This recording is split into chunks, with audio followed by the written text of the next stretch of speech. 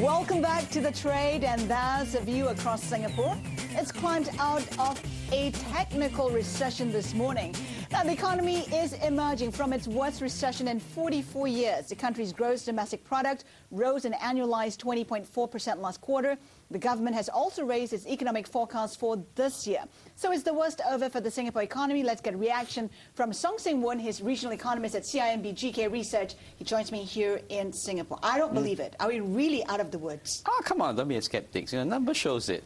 But seriously, I suppose rebound, yes. We are seeing sequential improvement in orders, in production, as many people are seeing on the ground. We are seeing some level of stocking up or restocking, and that certainly has helped businesses, ramp up output in the second quarter. We're seeing some signs of that being sustained into the third quarter itself.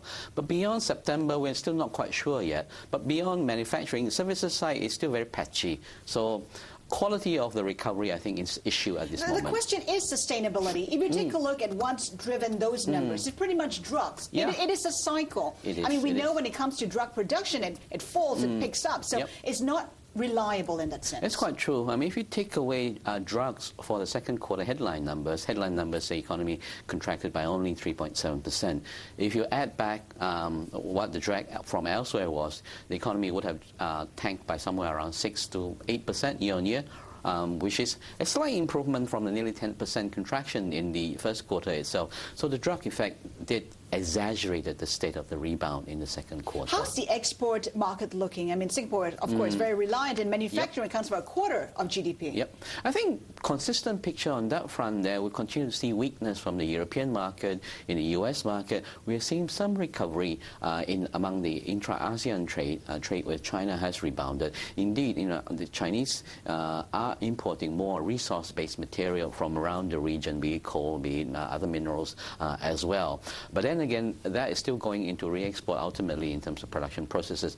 So until we see, I think, sustainable recovery in the job market from the major OECD countries, this recovery could continue to be rather volatile, with some months of good numbers and some months of weak numbers. And talking about the job market, unemployment, still a big issue here. We're losing lots of jobs. As far as we know, lots of the foreign workers are also leaving the country. Indeed, how bad is it looking, and how bad will it get in the coming months? Well, I think the bad news is for the new entrants joining the labour market. That's going to be tough. The good thing is the government here has been quite quick off the starting block to come out with measures to induce or encourage businesses to retain workers and currently to hire new graduate, for instance, in the financial. And also retraining workers. Retraining is taking place as well. So that's going to help at the margin. But at the end of the day, there's still going to be more people joining the labour force than being employed. We've got the casinos that's opening up soon, and that will hire some people.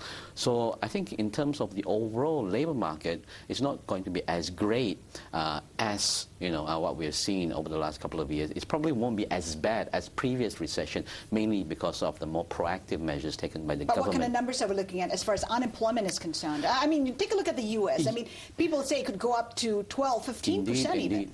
If you were to take on the surface, based on what happened previously, you certainly would expect the unemployment rate in Singapore to cross 6% and go beyond. But now with the measures in place, we're not quite sure. It may test at 6%, but it might still fall short, mainly because businesses have a bit more flexibility to hire. There's a lot more flexibility on the wage front as well. So certainly there's a very different environment in the labour market now, today, than, say, the last recession. Talking about the recession, we're in our fourth recession in 10 years. The government has attempted to diversify the economy so that we won't be slumping into a recession all so often, but it doesn't seem to be paying off. Is it the right strategy? Are we in the right areas of growth? Well, I think unfortunately Singapore is still a very small economy, 5 million people, so you're very dependent on the external demand picture itself. And because export is such a huge chunk of GDP, so if export slump, and it slump across all product group, we are going to be seeing this kind of cycle. The best you can do, as we've seen now, is some segment may come out better than the others. Some segment may surprise on the odd month or quarter, like the pharmaceutical sector, that may help in the near term, but ultimately it's still very much on the health of the global economy, which Singapore will ride when the recovery comes back. But that is the point. I mean, should we be moving away from that dependence? Should we be moving away from manufacturing and